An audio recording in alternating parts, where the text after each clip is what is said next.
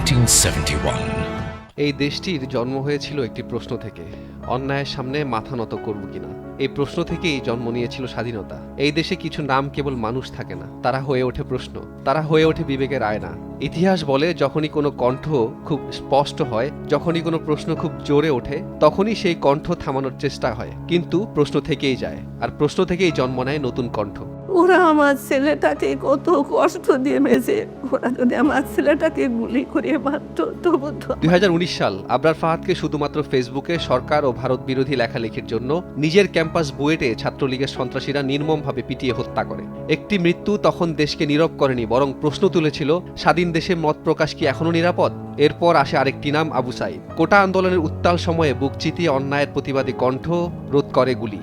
মুহূর্তে মাটিতে লুটিয়ে পড়ে গিয়ে বারবার উঠে দাঁড়ানোর চেষ্টা সফল না হলেও এ জাতিকে অন্যায়ের বিরুদ্ধে প্রতিবাদের শক্তি জুগিয়েছেন নিজের জীবন দিয়ে। অনেকের কাছেই ঘটনাগুলো ছিল দীর্ঘদিন ধরে জমে থাকা ক্ষোভের বিস্ফোরণ। এরপর যা ঘটে তা আর কোনো ব্যক্তির গল্প থাকে না, তা হয়ে ওঠে মানুষের গল্প। রাস্তায় নামে তরুণরা, হাতের প্লে কার্ডে লেখা থাকে ভয় নয় ন্যায়। এই আন্দোলনের মূল্য ছিল ভয়াবহ। বিভিন্ন সূত্র অনুযায়ী হাজারেরও বেশি মানুষ প্রাণ হারান, হাজার হাজার মানুষ আহত হয়ে আজীবন দৃষ্টিহীন ও পঙ্গুত্ব বরণ করেন। প্রতিটি মৃত্যু শুধু একটি সংখ্যা নয়, প্রতিটি মৃত্যু একটি পরিবারের শূন্যতা। আর বিজয় দিবসের দিনে দাঁড়িয়ে এই প্রশ্ন আরও ভারী হয়ে ওঠে, এই স্বাধীনতার মূল্য কি এখনো দিতে হচ্ছে প্রাণ দিয়ে? সেই জুলাই আন্দোলনের সময়ই সামনে আসেন শরীফ ওসমান হাদী। তিনি কোনো হঠাৎ পাওয়া নেতা নন। তার কণ্ঠ পরিচিত ছিল রাস্তায়, মানুষের ভেতরে মিশে গিয়ে। তিনি কথা বলেছেন অন্যায়ের বিরুদ্ধে, চুপ থাকেননি, আপোষ করেননি। তার শক্তি ছিল না অস্ত্রে, তার শক্তি ছিল কণ্ঠে। ৭১-এ যেমন কণ্ঠ ছিল প্রতিরোধ, আজও তেমনি কণ্ঠ হয়ে ওঠে প্রতিবাদ। If I die today, so what the next? Okay, person can die, idea cannot die. নির্বাচনের তফসিল ঘোষণার পরদিনই হাদীর ওপর হামলা হয়, মাথায় গুলিবিদ্ধ হন তিনি। দেশ যেন এক মুহূর্তে থমকে যায়।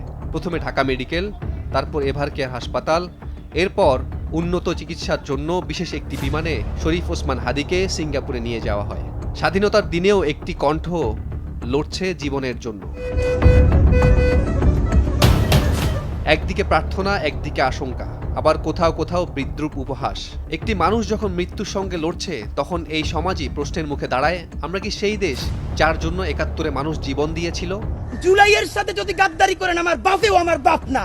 আজ মহান বিজয় দিবস একটি দিনের নাম নয়, এটি ছিল অন্যায়ের সামনে মাথা নত না করার শপথ। আমরা প্রার্থনা করছি হাদী সুস্থ হয়ে ফিরুক, কিন্তু এই দিনে দাঁড়িয়ে দেশের সামনে প্রশ্নটা আরও স্পষ্ট, স্বাধীনতার মানে কি শুধু পতাকা, নাকি ভিন্ন মত বলার সাহসও?